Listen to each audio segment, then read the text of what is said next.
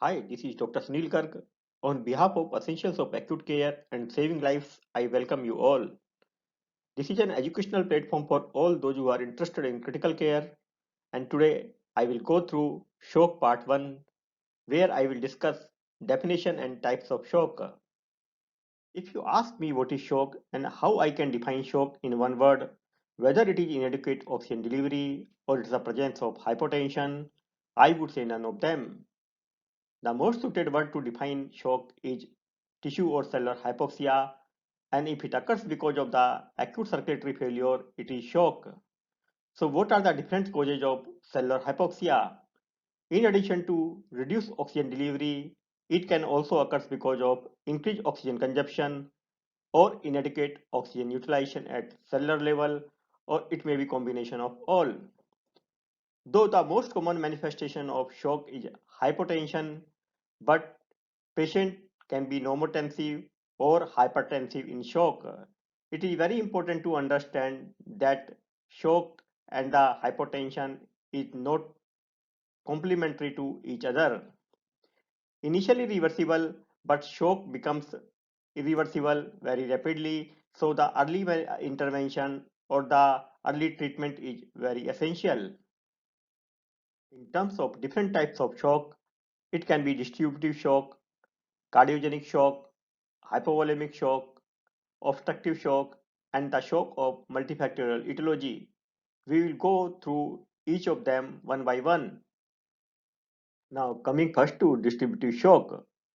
Distributive shock is so named because of the maldistribution of blood flow which occurs in this condition, and the peripheral vasodilation is the hallmark of distributive shock, and this is the reason that it is also known as vasodilatory shock. It is broadly divided into septic shock, which is the most common type of distributive shock, and non-septic shock. Non-septic shock is further categorized into systemic inflammatory response syndrome, neurogenic shock, anaphylactic shock, and shock because of drug and toxins. Here it is important to understand that systemic inflammatory response syndrome usually does not cause shock, and the causes include pancreatitis, burns, trauma, amniotic fluid and fat embolism, post-cardiac arrest syndrome, and the presence of cardiopulmonary bypass. Most of the shock states has tachycardia, but if the patient has bradycardia, the neurogenic cause of shock must be looked for in appropriate setting. Coming to cardiogenic shock, the hallmark of cardiogenic shock is pump failure leading to inadequate cardiac output, and it is divided into three: cardiomyopathic causes of cardiogenic shock, arrhythmic causes, and mechanical causes. Cardiomyopathic or myocardial causes include acute myocardial infarction. When more than 40% of the myocardium is involved, it can lead to cardiogenic shock.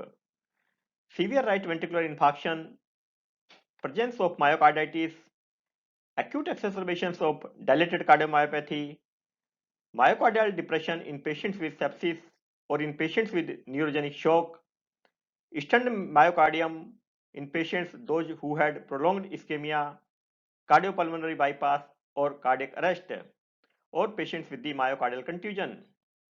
Arrhythmic causes can be due to atrial and ventricular tachyarrhythmias and bradyarrhythmias. The mechanical cause of cardiogenic shock includes severe mitral and aortic insufficiency. Acute rupture of papillary muscle or chordae tendineae can lead to severe mitral insufficiency. Dissection of ascending aorta into the aortic valve ring or an abscess of the aortic ring can lead to aortic insufficiency. Severe ventricular septal defect or acute rupture of the intraventricular septum and rupture ventricular free wall aneurysm can lead to cardiogenic shock. Coming to hypovolemic shock, the hallmark of hypovolemic shock is reduced intravascular volume, which causes reduced preload and which in turn leads to reduced cardiac output. It is divided into two: hemorrhagic and non-hemorrhagic.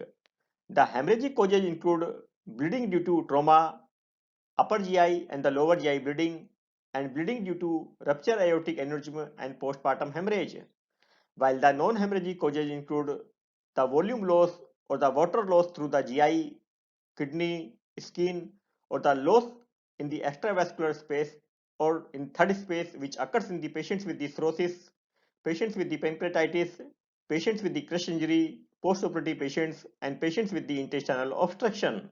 Coming to obstructive shock, mostly it occurs due to extracardiac causage of cardiac pump failure, and it is often associated with the poor right ventricular output.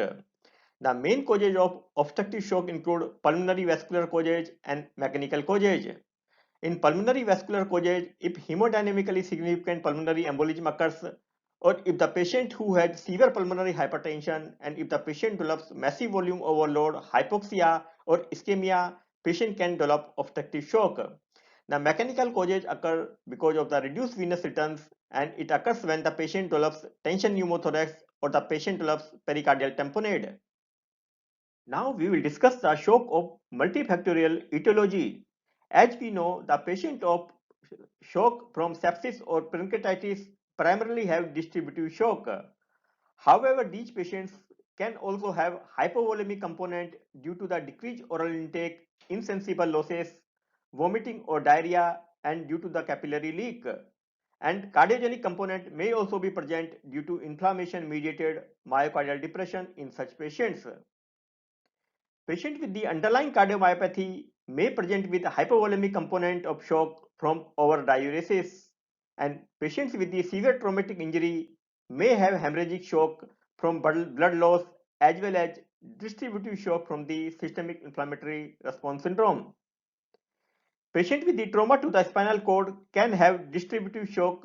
As we discussed, it can be neurogenic shock from the spinal cord injury because of the autonomic dysfunction, and same patients may have cardiogenic shock from the myocardial depression. Patients with ruptured left ventricular free wall aneurysm can have cardiogenic shock from primary pump failure as we discussed. But same patient can develop obstructive shock from the cardiac tamponade when the blood loss is contained by the pericardial sac, and the hemorrhagic shock when the blood loss is not contained by the pericardial sac. Patient with septic shock may transition from a distributive shock to a state of multifactorial shock state after massive volume resuscitation that results in abdominal compartment syndrome and or acute right heart syndrome. As we discussed, acute right heart syndrome occurs in patients with the pre-existing pulmonary hypertension when these patients are volume overloaded. Other conditions which contribute to shock where mechanism is not fully understood includes Addisonian crisis, myxedema coma, and the thyrotoxicosis.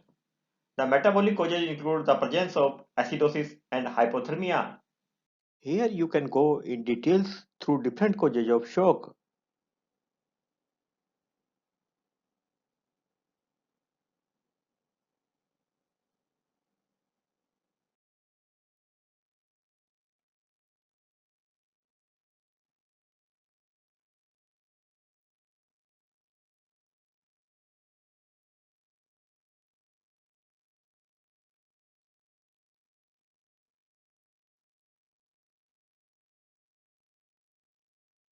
Hope you like this video. If you have any feedback, suggestions or comment, please write down in the comment section box.